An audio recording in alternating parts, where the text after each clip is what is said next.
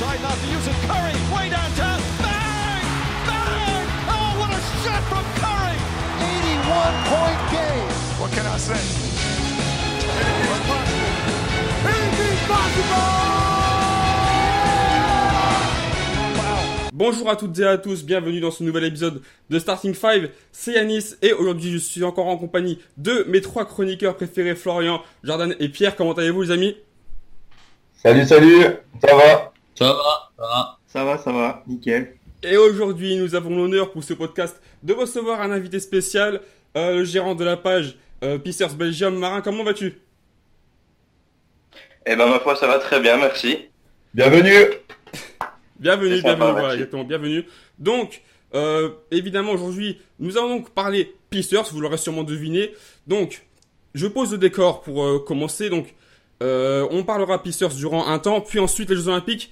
Un faible instant, juste pour parler de l'équipe de France. On a déjà évoqué le cas Team USA précédemment. Il n'y a rien eu de nouveau, mis à part une gifle supplémentaire. Bref, et pour terminer, l'habituel quiz qui se passera cette fois-ci en 2 contre 2. Donc... Messieurs, on va directement passer aux Pacers. Donc beaucoup d'attentes avant la saison 2015-2016, après une saison sans playoff, bref, due à la blessure de Paul George. Ce dernier, en vrai franchise player, a débuté la saison le mois de novembre, où il tournera à presque 30 points de moyenne et les Pacers ne perdront que 2 des 13 matchs disputés durant ce mois. Au final, il tournera sur la saison à presque 23 points de moyenne avec une sélection au All-Star Game. Après un retour comme ça, on peut même se demander s'il a vraiment été blessé. Messieurs, pour Paul George, la prochaine étape, c'est quoi? Le titre. Mais encore. Non, ce sera... ce qu'il a fait, c'est... MVP. Ouais, peut-être. Ouais, MVP. Je suis complètement d'accord, MVP. Ouais, c'est sûr, il a les moyens pour. Hein. Ouais, après voilà, le plus surprenant, c'est quand tu vois la blessure qu'il a eue.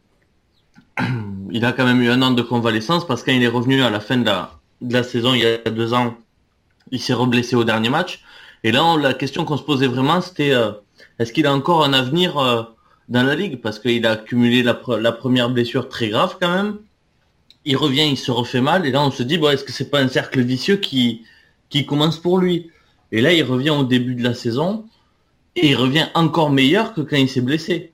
C'est ça surtout qui est vraiment fascinant. Après, la saison qu'il fait, elle est monstrueuse. Sans Paul George, Indiana, je pense qu'ils sont beaucoup plus bas à l'Est. Clairement. C'est vraiment un joueur hors norme et il est revenu non seulement parce qu'il est talentueux, mais aussi parce qu'il a un mental d'acier.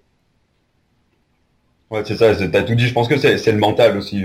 Quand t'es blessé, le plus important, c'est d'être fort mentalement. Il a prouvé. Qu'il revienne aussi fort, je suis pas surpris. C'est plutôt au niveau du mental. Après voilà, il est revenu encore plus fort que d'habitude. Moi je lui dis bravo. Hein. On avait peur en voyant sa blessure que ça fasse un Derrick Rose bis et finalement ça a été tout le contraire quoi. Il a vraiment remonté la pente, même encore mieux que ça. Il a atteint un niveau de jeu vraiment impressionnant et je pense que la saison prochaine ce sera encore un peu au-dessus de ce qu'il a fait cette saison et c'est tant mieux quoi. Ouais, voilà. Là où il a eu de la chance, c'était parce que les muscles n'ont pas été touchés, c'est ça le truc. Ouais, aussi, ouais. Donc c'est un des avantages de sa blessure, si je peux dire avantage dans ce qu'il a eu, qui était terrible. Mais ouais, voilà. Heureusement que c'était au niveau des os et puis voilà, c'est une cicatrisation après. Je suis d'accord, c'est pour ça que c'est pas vraiment comparable avec ce qu'a vécu Derrick Rose parce que le genou c'est du cartilage, le cartilage c'est un peu pourri et quand il se fane, ben il se reconstruit pas. C'était que osseux, donc bon, c'est pour ça bien sûr, mais peut-être la moins mauvaise chose. Non, c'était juste pour dire que il a su remonter la pente contrairement au cas d'Eric Rose et je pense que les fans des Pacers ont eu peur d'une descente aux enfers pour Paul George et ça a été tout le contraire, donc tant mieux pour eux et pour le spectacle quoi. Ouais, je pense que tout le monde a eu peur de ça. Hein. Ouais, clairement. Oui, notre ami Pacers pourra nous le dire. De toute façon, je pense que quand tu as ton meilleur joueur qui se fait une telle blessure, tu sais pas ce que l'avenir de la France va devenir. Ouais, complètement. À partir du moment où il était blessé, s'il revenait pas, ça allait vraiment être galère pour nous et je pense qu'on allait vraiment ramer pas mal de temps au fin fond de la conférence Est. Et le fait qu'il soit revenu encore plus fort, ça fait vraiment super plaisir, quoi. C'est magnifique.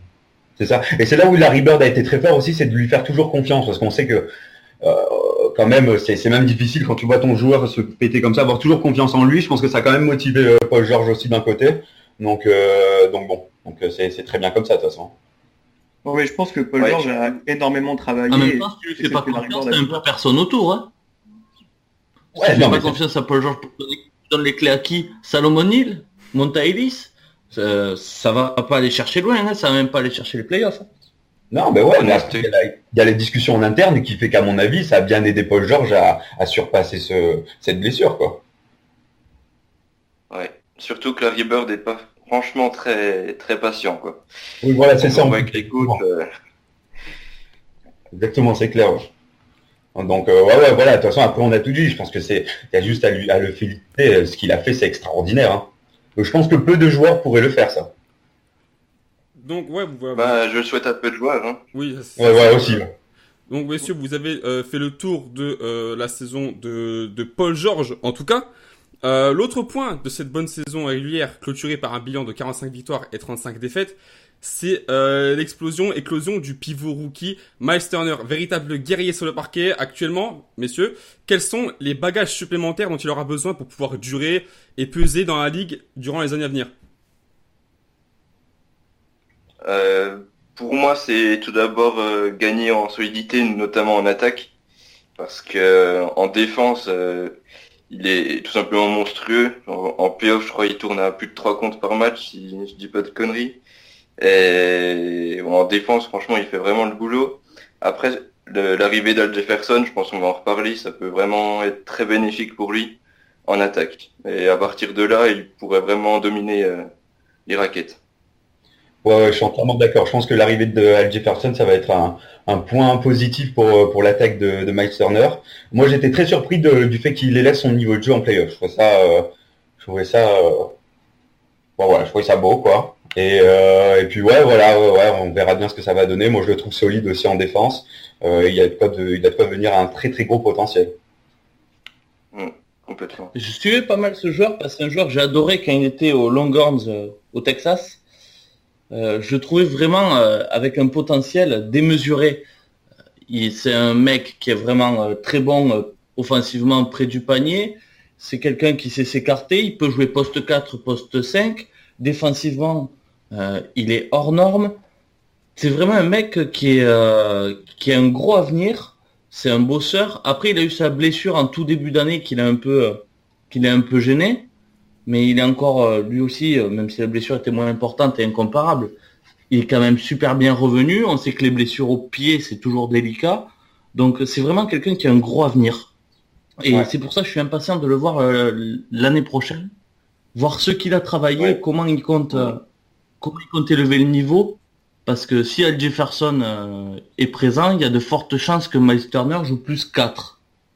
Et ouais, mais avec l'arrivée de Tyus, ils vont pas le décaler plutôt poste 5? Je pense pas. Je pense que Jefferson prendra le poste 5, que Turner prendra le poste 4, et après ils verront. Thaddeus Young.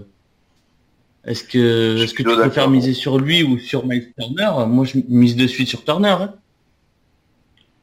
Ouais, bon, faut pas sous-estimer Thaddeus quand même. Hein. Je pense que son rôle il sera très polyvalent, mais pour revenir sur Turner, je pense que si le poste 5, ça va faire un 5 très mobile en tout cas.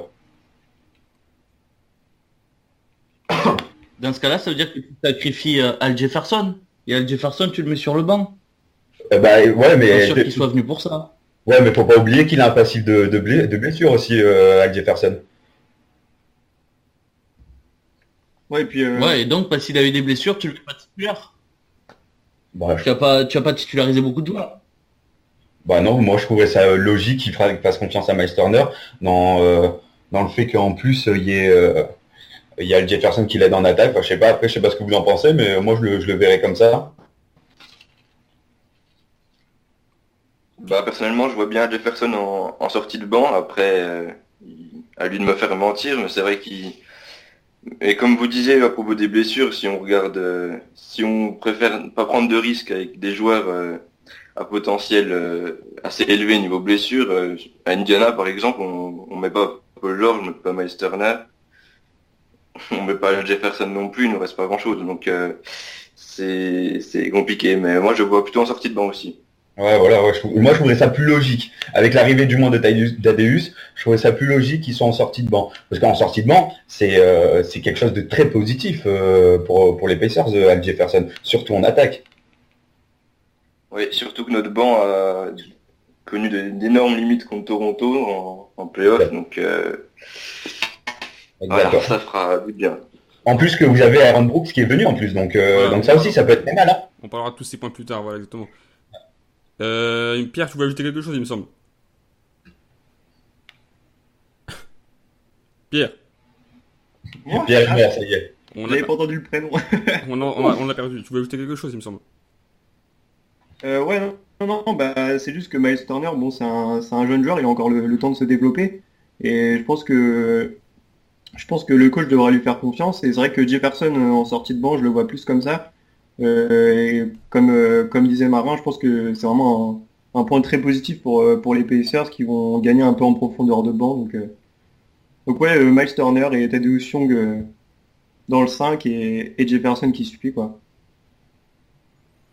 Moi, enfin, ça me paraît logique en tout cas. Ça me paraît une des meilleures formations pour débuter en tout cas. Donc voilà, le point Miles Turner. Thaddeus Young, il a Ah, quand même des il a qualités. fait chose. Il a quand même des qualités de leader. Moi, Thaddeus Young, c'est pour ça que je le vois surtout en 6e homme, mais au-delà d'être un 6e homme, je le vois plus un leader de la seconde unit.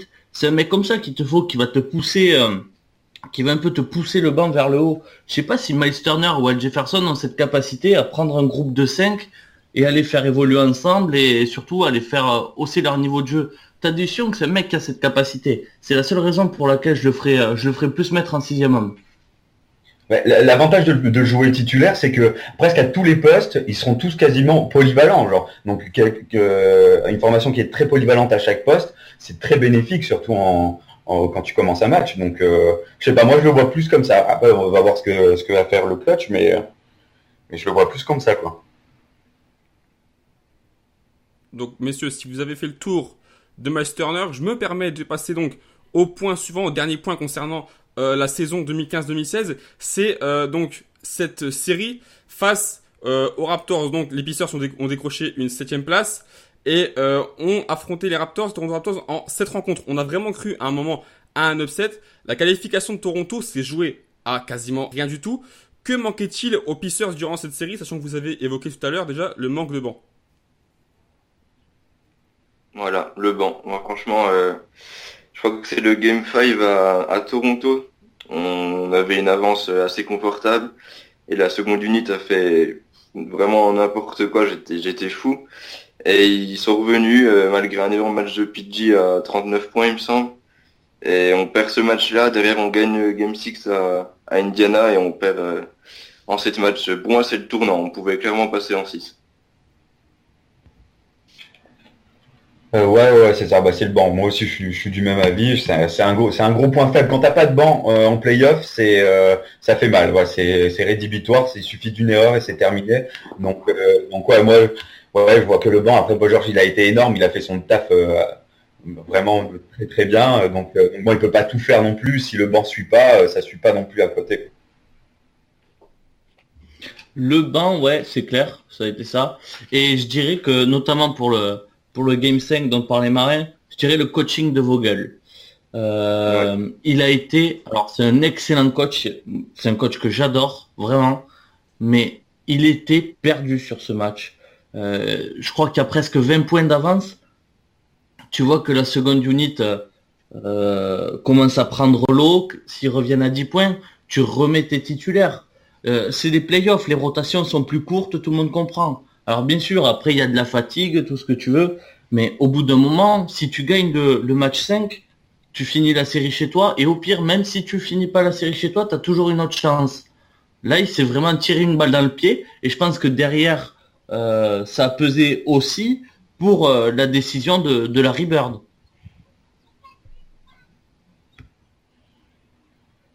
Ouais, c'est vrai que sur ce match, il était beaucoup trop passif. J'ai vraiment pas compris. Après, est-ce que ça a pu influencer Larry Bird? Selon lui, un coach, ça dure 3-4 ans maximum, 3 ans il me semble, selon lui. Je sais pas, mais sur ce coup, il m'a vraiment déçu aussi. Pourtant, c'est un super coach, mais ouais, sur ce coup-là, pas terrible. Ouais, après, ça arrive d'avoir des mismatchs, hein, donc bon, je peux pas être Oui, top. c'est sûr. Donc c'est pas, ouais, c'est sûr que le coaching il n'a pas été excellent, mais bon, moi je mettrais plutôt la carte sur le banc que plutôt de Frank Vogel, même si Flo a raison, c'est clair que c'est un des points qui a fait que c'était le tournant, quoi. Ah oui, clairement, là. Après, on est d'accord, le banc, c'est les premiers responsables. Ouais, voilà, c'est ça, voilà. C'est le banc les responsables, hein, parce que bon, c'est eux qui sont sur le terrain au final. Hein. Mais Frank Vogel, qui d'habitude est quelqu'un qui a la capacité à s'adapter aux situations, il était passif, il n'était pas dans le match, il voyait pas les mêmes choses que nous, quoi. Ah, c'est vrai, ça c'est clair. Donc voilà, je vais profiter justement de rebondir sur le fait que vous avez précisé le fait donc de la non-prolongation de Vogel par Larry Bird. Donc manque de banc contre les Raptors, ce qui a causé cette élimination pas prématurée, mais donc d'un point de vue logique au classement. Durant la off-season, donc Larry Bird a commencé un travail, un chantier, et a décidé, son premier choix a été de ne pas prolonger Vogel. Selon vous, est-ce que c'est vraiment un choix vraiment un bon choix, j'ai envie de dire un choix contestable ou pas?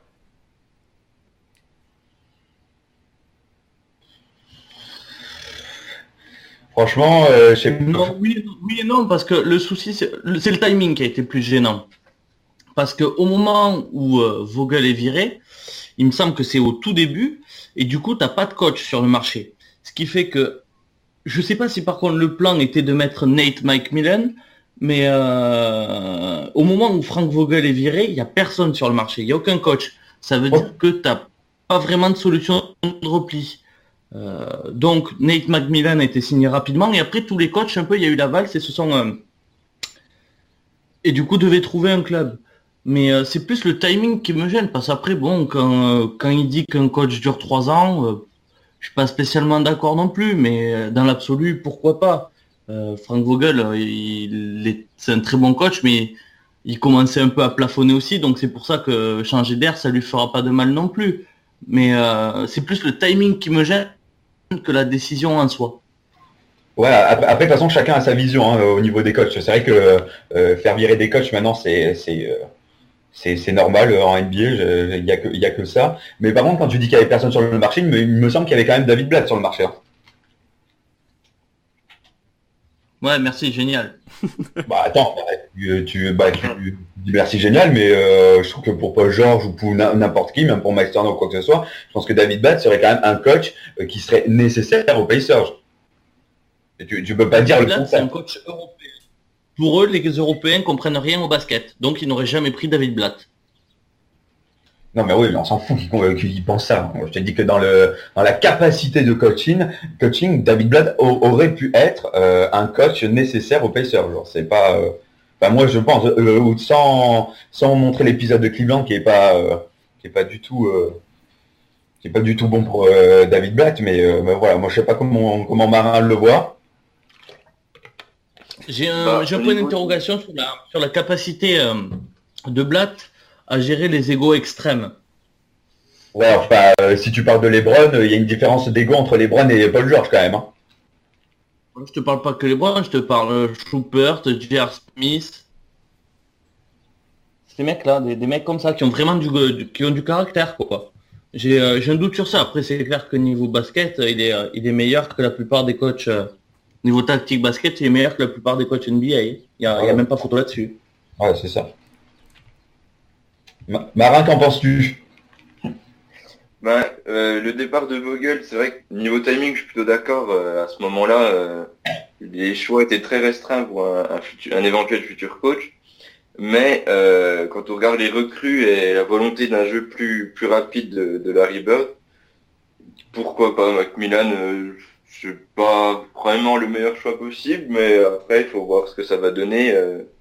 C'est sûr que je pense, quand on regarde l'effectif actuel, si on avait gardé Vogel, ça aurait peut-être pu faire mal, mais au bout d'un moment, Larry Bird devait en avoir marre, donc il n'a pas dû chercher plus loin. Et faut laisser sa chance au nouveau coach. On verra si ça prend le temps qu'il faut, le temps que ça prend.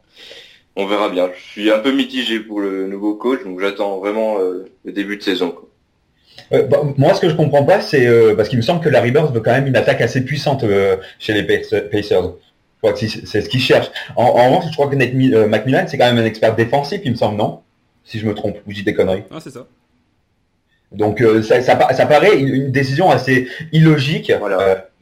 Que si tu veux plus d'attaque, tu ne mets pas un expert défensif. Après, pourquoi pas dans l'absolu, mais je veux dire, ça paraît bizarre, quoi. J'ai l'impression de voir le staff des Bulls qui fait n'importe quoi, qui change au dernier moment. mais ouais, ça me paraît bizarre, quoi.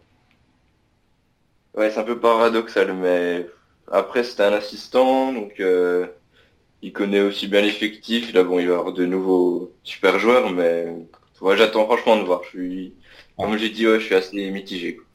Ouais, c'est ça. Ouais. Comme tu dis, il va falloir attendre et on verra bien. Hein. Le souci, c'est qu'ils ont pas trop le temps. Je sais pas si Larry Bird va prendre du temps. Hein. Ils en ont déjà perdu pas mal des années, hein, avec la blessure de Paul George. Cette année-là, je pense que même si elle paraît belle, je pense que pour Larry Bird, elle l'est pas assez. Hein. Tu finis 7e à l'Est, tu perds 4-3 dans une série on va pas dire que tu dois gagner, mais que tu peux gagner avec un peu plus d'application. Je pense que le constat que fait Larry Bird et le constat qu'on fait nous, c'est pas le même. Hein. C'est pour ça que, pour moi, l'objectif de Larry Bird, c'est cette année au moins d'atteindre la finale de conférence. Hein. Ouais, c'est possible. Je me dis que t'as raison, hein, mais je me dis que c'est encourageant. Donc je pense qu'il s'appelle sur ça, le fait que ça soit encourageant cette saison. Donc voilà, c'est sûr qu'à mon avis, il veut que dès cette saison, il y ait les moteurs à 100%. Et là, il voudra aucune perte de temps. Ça, c'est une certitude, parce que comme l'a dit Marin, Larry Bird n'est pas quelqu'un de très patient. Donc c'est vrai qu'ils ont tous intérêt de mettre un peu le bouillon, sinon ça va pas le faire. Bah là, ils ont clairement l'effectif pour faire passer, je pense, les 50 victoires en saison régulière, donc monter un peu plus au niveau du classement. Et je pense qu'en playoff, ils auront les moyens aussi de passer ce premier tour qu'ils ont pas réussi à passer cette année. Et pourquoi pas la finale de conférence. Et après, bah, ce sera sur qui ils tomberont qui fera jouer tout ça. Mais ils ont clairement l'effectif, et je pense que même si c'est un coach défensif, un peu paradoxalement, comme vous le disiez, je pense pas que ça leur fera du mal. Et pour moi, ils ont l'effectif pour aller très loin. Et ils vont passer, je pense qu'ils peuvent passer les 50 victoires tranquillement. Ouais, les 50, je pense aussi. Ouais. Donc justement, c'est la question qui va suivre. Donc, je vous l'avais dit précédemment, Larry Bird a commencé un chantier, notamment au niveau des joueurs, puisque George Hill, Ian Mahinmi, Solomon Hill et Jordan Hill ont quitté le navire pour laisser place à Jeff Teague, Thaddeus Young, Al Jefferson et Jeremy Evans. Donc avec tous ces travaux effectués, quelles sont vos attentes pour la saison à venir? Bah, Jeff Teague, pour moi, c'est vraiment un très bon choix. Je commençais à avoir du mal avec George Hill. Je trouvais qu'il perdait en QI basket, on va dire. Jeff Teague en a un excellent. On l'a vu avec Atlanta. Il est capable de faire des très très gros matchs. Après, Al Jefferson, comme on disait, ça peut être un point positif. Bon, après, s'il le met sur le banc ou sur le terrain, c'est pas à nous de décider. Thaddeus Young, c'est pareil, c'est un point très positif pour l'équipe. On sait de quoi il est capable. Il a été très bon à Milwaukee, si je ne me trompe pas. Et voilà, non, je pense que c'est un bon choix, surtout celui de Jeff Teague. C'est un très bon choix pour les Pacers. Ouais, moi, ce qui me ravit, c'est que l'ère des Hills s'est terminée aux Pacers. Ouais, pour le coup. Ça y est, c'est bon. Ça suffit, là, quand il y a 3 Hills, on n'en peut plus, quoi. Mais ouais, je pense que il y a de bonnes arrivées. Pareil pour Jeff Teague. Je pense que comme Pierre, je pense qu'à mon avis, il voudra être revanchard du fait que Atlanta elle est un peu poussée par la porte pour Dennis. Donc je pense que ça va être très bon. Moi, j'aime beaucoup ce que fait Jeff Teague. Aaron Brooks aussi, c'est du style de Nate Robinson, fou dans la tête, quelqu'un qui en sortie de banc est très explosif, qui peut péter des câbles au bon moment. Donc ça va rajouter un peu de fraîcheur aux Pacers. Donc ouais, c'est du bon. Et puis à Jefferson, j'ai confiance en attaque. J'ai pas vraiment confiance sur son passif de blessure. Hein. Il est quand même assez lourd, ce passif de blessure. Thaddeus Young, j'ai énormément confiance en lui. Je trouve qu'il est très polyvalent, il est défensif, il va dans l'attaque, c'est un très bon rebondeur. Je sais plus combien il fait, je crois qu'il fait 2 mètres, un truc dans le genre. C'est un très très bon rebondeur, je crois qu'il est arrivé à 10 rebonds de moyenne. Donc non, c'est vraiment des apports qui sont essentiels pour les Pacers. Ouais, complètement d'accord, c'est des super rapports. Tu parlais des rebonds, c'est vrai que cette saison, on s'est fait bouffer des nombres incalculables de fois au rebond. C'était un des points les plus négatifs, je trouve. Et Larry Bird a vraiment fait un super boulot, que ce soit pour Jeff Teague, Thad Young, Al Jefferson ou Aaron Brooks, vous l'avez dit. C'est des super rapports et je trouve des choix vraiment judicieux et pas très chers, ou contre des seconds tours, des faibles choix de draft. Vraiment, franchement, il a fait du super boulot. Donc, j'attends. Sur l'ensemble, la la seule critique un peu que je peux mettre, c'est quelle est la plus-value d'Al Jefferson par rapport à Ian Mahinmi? L'attaque. C'est clairement l'attaque. Après, c'est vrai que niveau défensif, là tu y perds parce qu'Al Jefferson il n'est pas connu non plus pour être un des grands défenseurs, mais en attaque tu y gagnes énormément. Ça, c'est une certitude. Al Jefferson, c'est pas l'Al Jefferson d'il y a 2-3 ans. Hein. Cette année, offensivement, Jefferson, il a été à la peine quand même. Sur les 2 derniers mois, il a été très bon. Hein. Il a été bon quand même. Ouais, ok, une saison se joue sur 2 mois alors. Non, mais bon, il a été blessé aussi. Mais non, Al Jefferson, pour moi, c'est plus du tout c'est pas le Al Jefferson qui avait explosé il y a 2-3 ans à Charlotte. Hein. Ok, mais bon, offensivement, je veux dire, t'as déjà Jeff Teague, t'as déjà Paul George, t'as Thaddeus Young qui est bon des 2 côtés du terrain, t'as Miles Turner, t'as déjà les armes offensivement, mais concentre-toi un peu sur la défense. La défense, est-ce que vous imaginez, ça va être soft quand même, hein. Parce que Jeff Teague, défensivement, ça vaut pas grand-chose. Et derrière Jeff Teague, tu vas avoir Al Jefferson, ça va faire quoi? Non, mais... C'est tout ça qui va m'inquiéter. Après, Nate McMillan, en défense, il va savoir les organiser un peu et limiter les difficultés. Mais moi, c'est surtout ça que je comprends pas. Jefferson, il est quand même... il a plus de 30 balais. Ouais, pas un balai. Après, c'est clair que tout ce qui s'est passé en free agency, les trades qui ont été faits ont été très bons. Al Jefferson, à la limite, le seul avantage qu'il a, c'est que tu l'as pour pas cher. Ouais, mais je pense que c'est ce que tu as dit sur Al Jefferson, tu as complètement raison. D'où la nécessité de le mettre en sortie de banc et d'apporter un éclat en attaque. C'est pour ça que le fait qu'il y ait Thaddeus Young et de décaler Max Turner au poste 5, qui on sait peut apporter en défense, fait que justement là ça peut marcher. C'est d'où je te disais l'intérêt de le mettre en sortie de banc. Mais justement, est-ce que c'est pas pour ça que Larry Bird a fait le choix de mettre Nate McMillan, donc expert défensif, comme coach, tout en sachant que les joueurs qu'il avait sélectionnés pour refaire son équipe allaient pas être excellents en défense? Est-ce qu'il a pas fait ce choix-là? Il s'est dit j'ai des armes offensives, mais malheureusement ils ont pas les armes défensives que je voudrais, donc je vais mettre un coach qui va savoir les organiser. Est-ce qu'il a pas réfléchi comme ça? Et si c'est le cas, aussi, c'est possible. C'est possible. Offensivement, t'as déjà les armes. Après, défensivement, Thaddeus Young, ça reste un bon défenseur. Miles Turner, il a beaucoup de progrès à faire, mais ça reste très encourageant. Paul George, c'est pas le plus dégueulasse quand même, on va être honnête, il est bon des 2 côtés, même si souvent, quand tu donnes trop d'énergie en attaque, t'en donnes un peu moins en défense. C'est sûr. Mais oui, bien sûr, ça peut être dans cette optique-là. Ça paraîtrait même logique. Moi, je le vois comme ça. Je sais pas comment le voit Marin, mais moi, je le vois comme ça, franchement. C'est ce qui paraît être le plus intelligent. Ouais, c'est ça. Après, j'espère qu'il a pensé comme ça. Et moi, je maintiens qu'Al Jefferson, c'est pas non plus un vétéran, mais il se fait quand même assez vieux. Je pense qu'il peut apporter des moves à Miles Turner en attaque. Et pour moi, ça, c'est clairement positif. Ou alors, il apportera de la drogue. Aussi. Donc, messieurs, si vous avez fait tout le tour de ce qu'il y avait à dire au sujet de cette équipe des Pacers, on va pouvoir passer à la partie suivante. Donc, est-ce qu'il vous reste quelque chose à rajouter peut-être? J'ai une petite remarque à faire, moi. Pas de souci. Paul George oubliait des votes MVP, je force avec ça, mais je trouve ça honteux. Voilà, merci, c'est tout ce que j'avais à dire. Le message de révolte. Donc nous avons fait le tour de ce point sur les Pacers. Donc transition Jeux Olympiques qui ont démarré hier, c'est bien parce que ça nous permet de faire une transition entre Paul George et les JO pour ceux qui auront vu le match hier. Je n'en dirai pas plus. Donc nous avons déjà discuté. Nous avons déjà discuté équipe de France, Team USA pardon, lors du précédent podcast.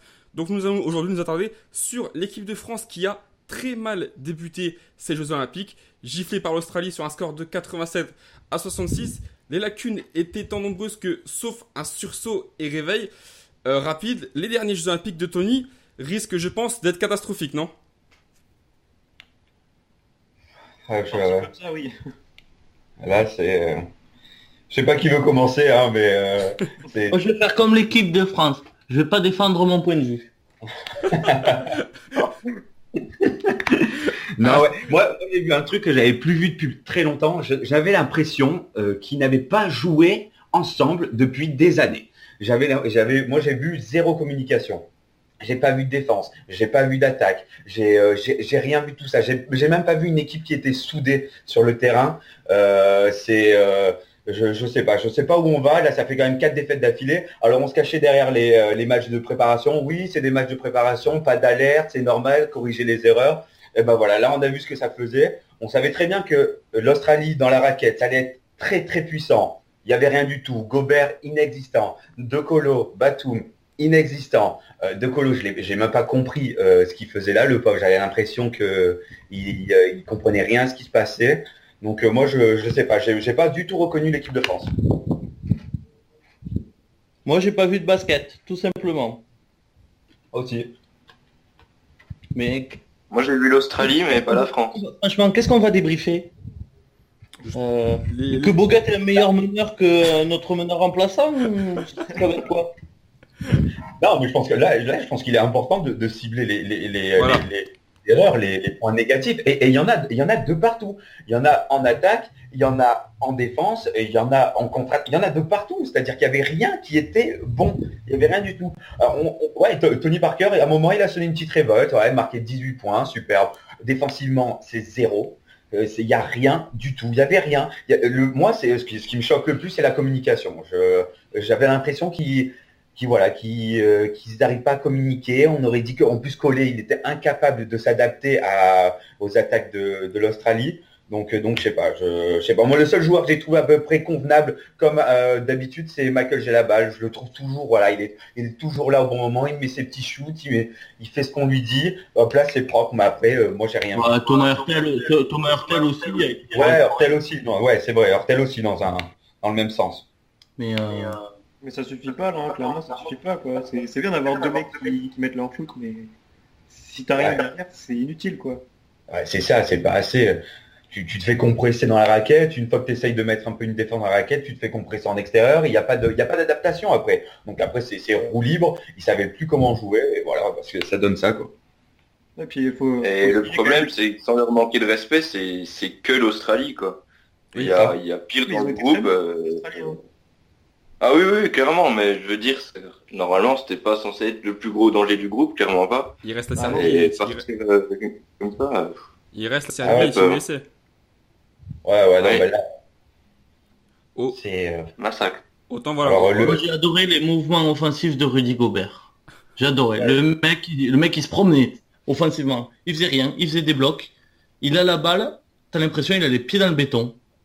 Donc, c'est ça. il la remet. Il pose un écran. Quand il fait pas encore un écran illégal, tu peux t'estimer satisfait de la possession offensive de Gobert. C'est une honte. Comment un joueur comme ça, il a des bonnes qualités défensives, ça je pense qu'on est tous d'accord. Mais offensivement, tu joues à 4. Hein. Faut en être conscient aussi. C'est ça. Bah, quand il est sur NBA Extra et qu'il te dit je sais faire des hooks et je sais faire des mouvements offensifs, et là tu vois ce qu'il a fait à l'Australie, tu te dis non, c'est pas, faut pas déconner. Je pense qu'il y a un Mais moment. il comprend pas. En fait, je pense que c'est juste ça le problème. Je pense qu'il comprend pas comment jouer en attaque.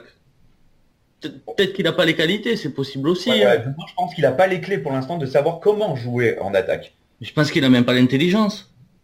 Sur le terrain, le QI basket offensif de Gobert, c'est 0. Ouais, c'est clair. Pour l'instant, c'est 0. Après, ça se travaille, bien évidemment. Il y a quelque chose derrière qui se travaille. Donc, soit Je il pense faut. que offensivement, ce qui se travaille, ça va être le shoot, mais le QI basket, c'est pas quelque chose qui se travaille. Hein. C'est inné. Hein. C'est soit tu comprends ce que tu fais, soit tu comprends pas. Hein. Ouais, c'est sûr. Ouais, non, mais après, Tu travailles le QI basket, c'est soit tu anticipes, tu sais ce que va faire ton coéquipier, et du coup, tu comprends quel mouvement tu dois faire par rapport au déplacement autour, c'est où tu sais pas analyser la situation, et du coup, tu fais comme lui, tu remets la balle, tu poses un bloc, et après, tu t'adaptes. Soit tu vas au panier, il faisait même pas un pick and roll en attaque. Ouais. Il faisait le pick, il bougeait pas. Putain, mais tu fais 3 mètres de haut, va au moins vers le panier, fais semblant, fais quelque chose, bouge. Même pas ça, on avait que dalle. Et je pense que il avait personne pour l'aider autour aussi, hein. Ça c'est clair. Hein. Ouais, non, c'est clair. Ouais. Bon, Et moi, bon, j'ai un petit coup de gueule aussi sur Batum. Moi, j'en ai un peu marre de voir que Batum n'est bon que quand il est dos au mur, que quand la France est au bout du rouleau. Moi, j'ai envie de voir un Batum qui est bon direct. Moi, j'en ai marre de le voir à des errements défensifs ou offensivement, il est pas là. Voilà, j'en ai marre qu'il soit bon que quand on est dos au mur. Il nous faut un Batum bon maintenant, tout de suite, dès le début des JO. Et puis là, on est déjà dos au mur, donc ça va peut-être le réveiller du coup. Ouais, bah pour le coup, c'est clair. Bah voilà, super. Voilà, donc voilà, c'est. C'est Nando De Colo, moi, qui m'a déçu parce qu'il a fait un TQO plus que respectable et enfin, on a pu voir un peu sa saison en Russie. Enfin, je suis vraiment déçu parce que je pensais que il allait réussir à mener cette équipe avec Tony Parker et du coup, non, bah, y a rien quoi. Enfin, pour l'instant, en tout cas, sur ce premier match, il n'y a rien du, donc je suis un peu déçu. J'attends de voir la suite. J'espère qu'ils vont se réveiller quand même parce que quand on voit les prochaines équipes qu'on affronte, bon, c'est pas. Faudrait peut-être s'inquiéter quoi. Bon, on a une chance de jouer contre la Chine juste là, le prochain match. Donc heureusement, on pourra peut-être corriger des trucs, mais bon, on va falloir faire attention à la Chine parce que ils ont, malgré le bouillon qu'ils ont pris face à Team USA, ils ont quand même bien réagi, ils ont été combatifs. On va falloir faire même attention à la Chine, donc c'est dire le problème, quoi. Ouais, puis comme on pourrait dire à Marin, quand même, le meneur chinois, il a mis un beau cross à C'est un Paul problème de chaussures. C'est un gros problème de chaussures. Ah ouais, il a fini sur le cul quand même. Hein. En plus, Paul George, il avait dit que c'était trop grippant les chaussures. Ouais, oui, il a fait une vidéo après, ouais. Ouais, on va dire ça, on va mettre sur ce coup-là. Non, c'était le parquet qui glissait. Là, c'est vrai, franchement, c'était une abomination. Ouais, c'est terrible, franchement, je perds mes mots, mais le parquet, c'est une honte. Hein. Non, ouais, donc voilà. Est-ce qu'on Donc, pouvait pas perdre contre les Chinois? de quoi? Est-ce qu'on perdrait pas contre les Chinois? Bah franchement, je me pose la question hein, parce C'est pas que impossible. Hein. Moi, je pense pas quand même.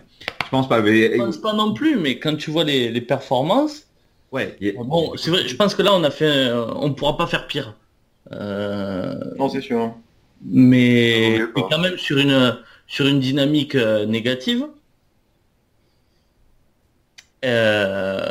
Pour peu que le match soit accroché en première mi-temps, tu peux te mettre le doute tout seul, quoi. Ah oui, ouais, c'est clair. Puis les autres, ils vont jouer zéro complexe. Hein. Eux, ils s'en foutent. Hein. S'ils gagnent, c'est du plus. S'ils perdent, c'est normal. C'est ça. Ah ouais, non, ouais, voilà, je pense pas qu'on va perdre contre la Chine.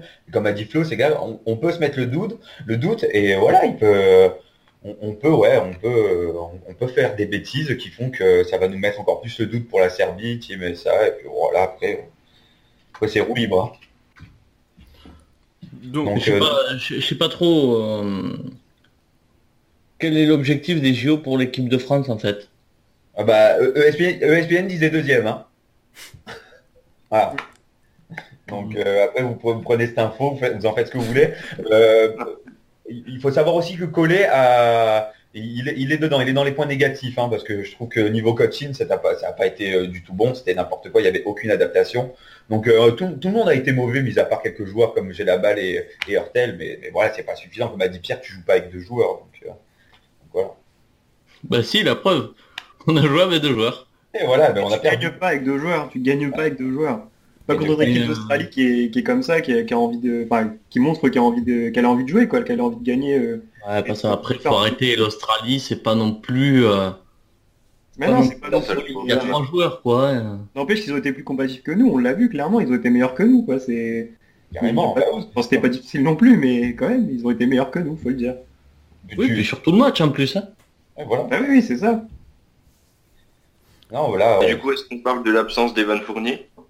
Bah, complètement. Bah, là, J'allais en venir justement. J'allais en venir. Voilà. Vous allez pas venir Fournier, J'allais- qu'est-ce qu'il aurait fait? Il aurait fait comme les autres. Hein. Oui, j'allais en venir. Est-ce que c'est un point à souligner ou non justement Absolument pas. les non-sélections de Collet. Mais absolument pas. Fournier, qu'est-ce qu'il aurait fait de plus hier? Il aurait collé 50 points, on aurait gagné. Mais faut arrêter. moi, Fournier, il aurait pas fait mieux que j'ai la balle, il aurait fait pareil. Quand c'est une spirale négative pour toute l'équipe, c'est pas un joueur qui va tout faire. Tony Parker, second quart-temps, il met 13 points, il y a personne d'autre derrière, rien n'est fait. Au final, ça a servi à rien. Donc l'absence de Fournier, franchement, finir 15e ou 16e, c'est pareil. Même si j'exagère, allez, finir au premier tour ou en quart, c'est pareil, on n'aura pas de médaille, hein, avec ou sans Fournier. Moi, ce qui me fait rire, c'est que tu voyais Boris Dio pendant le TQO qui était en train de parler à Tony Parker en lui demandant de se donner à fond, si c'était que pendant 4 minutes de se donner à fond, et d'après on le remplaçait. Enfin, je sais pas si vous avez vu ces images-là, mais là, clairement, il a fait tout le contraire. Enfin, ils ont fait tout le contraire de ce qu'il vient de dire, et c'est vraiment décevant quand on fait un TQO vraiment excellent, et là, on coule, quoi. Enfin, Justement, c'est comme ça, tiens, C'est mais une fin de cycle, c'est une fin de cycle. Tout. Déjà, tous les joueurs, enfin, les cadres, j'ai la balle, Dio, Parker, c'est plus tout jeune. Parker, Dio sortent d'une saison NBA. À leur âge, ben, ça tape dans les jambes. En plus, derrière, il y a le TQO. Il y a le TQO que tu es obligé de jouer à fond, sinon tu vas pas aux Jeux Olympiques. Et après le TQO, tu enchaînes.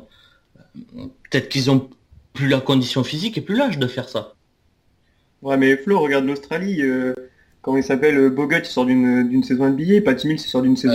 Bogut, il a terminé sa saison au mois de mai avec sa blessure.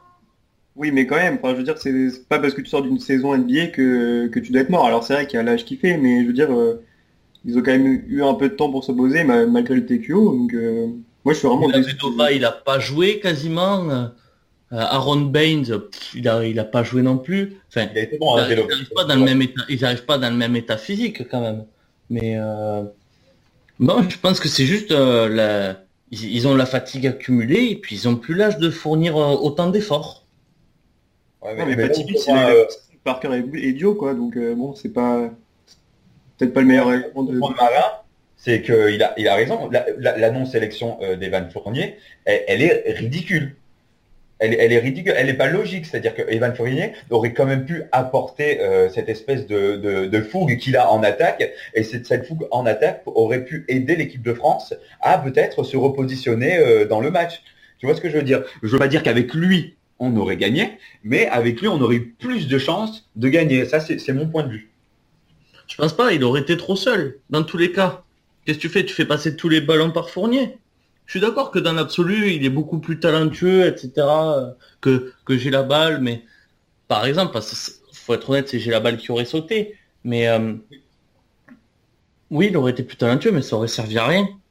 Mais je veux dire dans le sens où quand tu as un joueur qui donne du peps, qui se donne à fond, ça peut peut-être recentrer un groupe, ça peut peut-être reformer une sorte de confiance. Donc ça peut être que positif de toute façon. Donc, moi, après c'est Vincent Collet qui fait ce qu'il veut, il n'a pas voulu le sélectionner, je trouve que c'est un non-sens. Mais voilà, ça peut déjouer. Et si la France fait un mauvais résultat, c'est Collet qui va prendre de toute façon. Et cette non-sélection va le faire encore plus descendre dans tout ça. Donc ça, attention. Oui, ça c'est possible. Mais après... Déjà, Fournier en équipe de France, au début de cette sélection, faut se rappeler qu'il y a quand même eu quelques casseroles dans les vestiaires. Donc c'est peut-être pour ça aussi que Collet ne l'a pas pris. Ça va être le dernière compétition internationale de jeu à balle. Ça a aussi pu jouer dans la balance. Et Fournier en équipe de France a jamais tiré l'équipe vraiment vers le haut sur le terrain. Donc oui, c'est clair que c'est le plus talentueux. Mais ça change pas la donne. Non, mais t'as raison, mais justement, c'est à Vincent Collet, justement, de mettre des barrières, de protéger ses joueurs, de faire tout ça, de faire un travail en amont pour que les joueurs soient recentrés et aient une confiance. Certes, il y a eu des casseroles pour Evan Fournier. Il était jeune, il a peut-être pris de la maturité, et c'est dans le sens de Collet de dire, ouais, j'ai besoin d'Evan Fournier pour réussir, quitte à sacrifier la balle. C'est toujours mieux d'avoir une médaille d'or plutôt que de dire bah voilà, j'ai quand même fait jouer j'ai la balle pour son dernier JO, donc ça me Une paraît médaille d'or. Je pense que tu as eu des erreurs dans l'expression. Tu auras pas de médaille. Et la médaille d'or encore moins. Mais tu sacrifies la balle, le souci c'est que tu sacrifies la génération Parker et Dio. Ouais, mais alors c'est quoi? C'est mieux de sacrifier cette génération ou c'est mieux d'avoir une médaille, d'essayer d'avoir une médaille d'argent? Dans tous les cas, tu aurais à la fois sacrifié la génération et tu n'aurais pas une médaille. Oh, mais ça t'en sais rien, ça tu peux pas Ah, savoir. bien sûr, attends, qu'est-ce que tu vas faire? Tu les as vus jouer ou pas? Bah justement, tu les as vus jouer toi? Ah bah oui. Enfin non, avec non, Fournier, pas jouer, non. Mais non, c'est enfin il y a trop de lacunes. Il y a le Batum que tu vois sur le terrain, c'est pas le Batum que tu voyais à Charlotte. Il n'y a pas les mêmes efforts qui sont faits. Gobert par contre, c'est le même qu'à Utah. Y a pas de souci. Il y a, je sais plus qui disait ça tout à l'heure, mais on a l'impression que ces mecs-là se connaissent pas et ont jamais joué ensemble. C'est peut-être ça le plus. C'est ça, ouais. C'est ça. Et défensivement, il y avait personne qui aidait. C'était du 1 contre 1, quoi. Et si ton joueur y passait, ben l'autre derrière, il allait pas venir t'aider. C'était hallucinant. Il n'y avait pas de communication, il y avait vraiment rien. C'était triste. C'était moche et triste, voilà. Le résumé. Voilà, merci messieurs de vos analyses. Nous allons On pouvoir... finit sur des beaux mots quand même. Hein. Oui, bah oui, bien sûr, tout le temps, comme tout le temps. On va pouvoir conclure cette page, donc JO. La page principale, la trame principale du podcast est terminée. Messieurs, vient votre moment préféré, petite transition, et nous passons tout de suite au quiz. On se retrouve tout de suite pour le quiz NBA, je l'avais dit au début. Cette fois-ci, ces messieurs seront en équipe, donc composés de Pierre et Jordan et de Florian et Marin. Est-ce que vous êtes prêts, messieurs? Prêt. Ouais. Bon, Prêt. vous connaissez les règles, on ne crie pas la réponse tout de suite, on me donne son prénom et le premier que j'entends aura la parole dès le début. Donc, première question concernant le NBA All-Star Game. Quel joueur a eu le plus de sélections en carrière au All-Star Game? Florian, Oui. Kobe Bryant. Non. Putain, alors là. Bon, c'est pareil. On va... Florian. Si Jordan et Pierre ont rien à dire, tu reprends directement la parole. Non, mais ils ont rien à dire. Ouais, là, pour l'instant, j'ai rien qui me vient. Pierre, essaye de faire quelque chose. Attends, Duncan. Non, Florian. Pierre, Oui. Shaquille O'Neal. Non plus. Marin peut-être. Marin, t'es conscient qu'il faut gagner, hein? Ouais, t'inquiète, mais je pensais Kobe aussi, donc je vais pas t'aider sur ce coup-là. Je vais pas te dire de conneries. Donc. Et c'est un joueur récent ou un vieux joueur? Je donne pas d'informations. Oh, ça sent le vieux joueur, ça. Ouais, mais Pierre, Non. Ah, Ah. Oui, vas-y. Karim. Oui. Super, Un point. Pierre. Un point Wow. pour l'équipe Pierre Jordan. J'aurais pas cru. C'est cadeau. Toujours sur le Star Game, messieurs, quel record Russell Pause. Ça marche toujours aussi bien Wikipédia apparemment. Je te jure, je peux rester complètement, il n'y a que Skype qui est ouvert. Non mais Flo, dès que tu réponds bien, c'est Wikipédia, donc faut pas chercher. Ouais, non, mais... Le mec t'es en train de me dire qu'il a sorti Karim comme ça venu d'ailleurs, alors que ça faisait 3 quarts d'heure qu'il avait pas d'idée. Et alors, ça Ah, la mauvaise foi, la on peut mauvaise pas foi. te dire comme ça. Là. De toute façon j'ai un décalage au niveau du Non, son, donc j'ai des questions en retard. ouais, c'est ça. Ouais. C'est toi qui es en retard. Allez, écoutez, ouvrez bien grand vos oreilles. Quel record Russell Westbrook a décroché durant le All-Star Game de 2015? Pierre, Florian, J'ai entendu Pierre avant. record de points. Et... Précisément quand même. Bah, c'est 42. Non, faux, pas ça. Florian, toi. le record de points marqués sur un seul match du All-Star Game. Non, il n'a toujours pas été décroché. C'est toujours Will Chamberlain à 42. Jordan, Je l'ai. Jordan, vas-y. le nombre de rebonds pris pour un meneur. Non, Florian. Le nombre de paniers tentés lors d'un All-Star Game. Non. Mais c'est pas le nombre de points. Ça concerne cette catégorie, c'est tout ce que j'ai à dire maintenant. Voilà. Alors, le nombre de points record dans un match. Bah non, c'est toujours 42 et Will Chamberlain. Et Westbrook en a inscrit 41. Ok. Comme Paul George cette année d'ailleurs. Hein. Voilà, On oublie exactement. trop souvent. Ah, Florian. Oui, Du coup, si c'est un record de points marqués en une mi-temps. c'est ça. Oh, bien joué. Avec Ah, du mal, c'est ça. Wikipédia, 27 points en une Wikipédia, hein. 27 points en une mi-temps. C'est C'est le Pas record- mal, le gars. c'est le record détenu par Westbrook en 2015. Quelle classe. Donc, dernière question All-Star Game, messieurs. Quel est le dernier joueur à avoir effectué un triple-double durant le All-Star Game? Jordan. Oui, LeBron James. non, Florian, oui, Russell Westbrook. non. Ils sont seulement 3 à avoir effectué un triple-double durant le All-Star Game. Jordan. Marin. Jordan?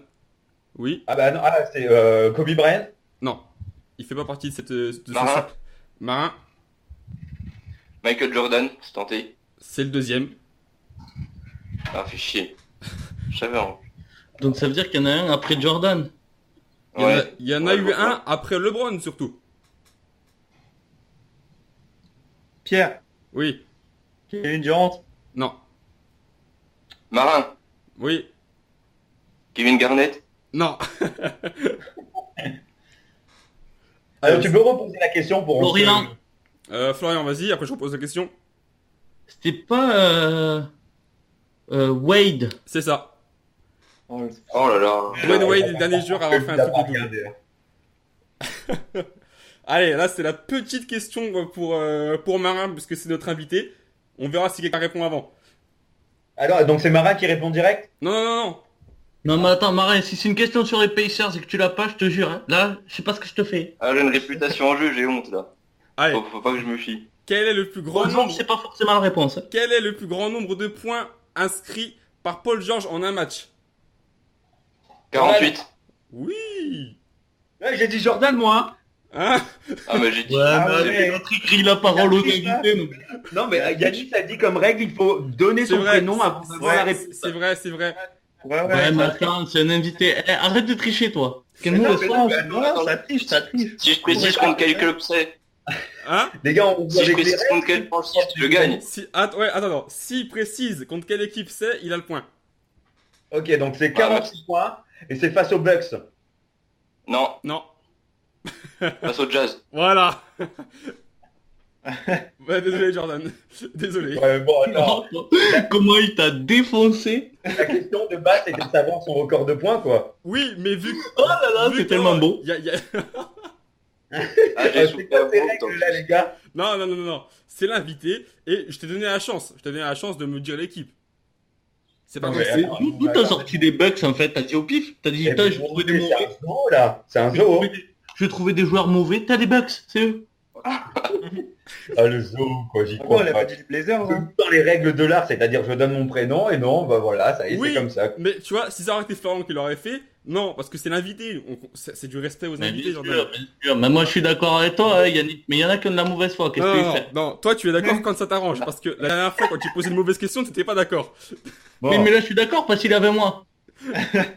Voilà. bon je tiens quand même à saluer, bravo Marin, voilà, je suis... Il reste mais une bon, question, messieurs, il reste une dernière question. T'inquiète, on s'en fout, laisse-leur le point, on a gagné. Ça marche. Depuis 1960, combien l'équipe de France a disputé de Jeux Olympiques? Combien l'équipe de France a fait gagner de match? Jordan, combien? T'as dit quoi? J'ai pas entendu, il y a Florent qui a parlé par-dessus. Redis? 8. Non? Ah merde. Mais non, c'est 6. Non plus, allez, à l'équipe Ah, suivante. merde. Pierre, par exemple, vas-y, Pierre, t'as la parole. Vas-y, depuis 60, 12. Il est gentil, non. 10, ça veut dire qu'il y en a eu 13, il y en a eu 14. Donc sur les 14, je suis sûr qu'on n'en a pas fait la moitié. Depuis 1960, il y a... Oh, la moitié pile poil, je dirais 7. Non. À toi, Jordan ou Pierre? Jordan, 5. 5, c'est ça. Depuis 1960, il y a eu 5 Jeux Olympiques pour l'équipe de France, au basket. J'avais dit qu'on n'avait pas fait la moitié, j'en étais sûr. C'est Jordan qui a dit Ouais. 5. Ouais. Ah, très bien, très bien. Donc, Je te messieurs, cache pas que je savais, mais vu qu'on a déjà gagné. Ouais, non, t'as raison. Des fois, faut les laisser jouer un peu. Ça, ils reprennent confiance et comme ça, la semaine prochaine, j'ai un peu plus d'objectifs. Ah, mais ça triche, on va plus l'inviter, lui. Hein. donc, messieurs, merci encore une fois pour vos participations, votre participation houleuse durant ce quiz. Excuse-moi, Oui. qui a gagné? Je te laisse le dire, vas-y. Florian, je te laisse le dire, vas-y. Ah non, parce que je sais pas, il me semblait que c'était Marin et moi, donc... ouais, c'est tout. Il me semble aussi, ouais. Ouais, on est Donc, d'accord. Mais ils s'en vendent pas trop, les deux autres. Hein. Ouais, non, mais bon, il y a eu de la triche et de Non, la non. mauvaise foi, là. Mhm. Non, moi, je vois que jouer dans les règles de l'art fait que ça nous met un coup de massue, quoi. Mais enfin bon, Ouais, bah ouais. Eh ouais, t'es dans la rue, y a pas de règles ici. c'est la stricte. je préparerai une question supplémentaire pour ce genre de cas la prochaine fois. Ah, merci. C'est pour ça que t'as une connexion de merde, t'es dans la rue, en fait, Flo. Ouais, c'est l'instant freestyle, ça y est, c'est parti. Oh, c'est rien, c'est la rage du perdant qui ressort. Bon, messieurs, merci pour vos Ça, c'est participations. Indiana va gagner l'année prochaine. Voilà, c'est les prédictions de Marin. On retiendra si c'est le cas et on verra ce qu'on t'offrira.